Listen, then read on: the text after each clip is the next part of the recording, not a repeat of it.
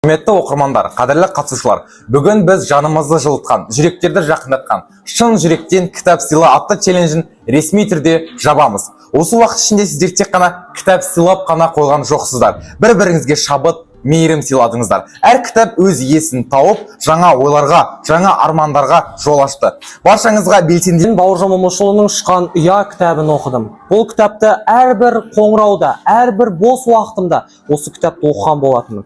Осы кітапты оқу арқылы мен өзіме қайсарлық таптым. Адамның жан дүниесінен ойып тұрып орын алатын әрбір сәтінен, әрбір моментінен мен осылай кереметтей әсер алған болатынмын. Мен Англияның ұлы жазушыларының бірі Джейн Остиннің «Гордость и предубеждение» кітабын оқыдым. Бұның және де ағылшынша баспалары бар, яғни Pride and Prejudice. Және де мен бұл кітапты уақытты өте көп бөлдім.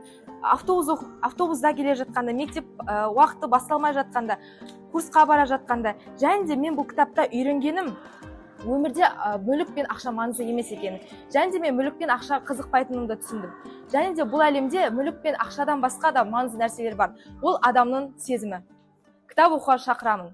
Мен Кэрол Дуэгтің «Ойлау» атты кітабын аяқтадым. Ол кітапта мен мынадай нәрселерді түйдім. Біріншіден, адам психологиясын қалай басқару керектігін, екіншіден, адам әртүрлі жағдайларда өзін қалай ұстау керектігін, ал үшіншіден, бұл бізде 70-30% үлесті білдім.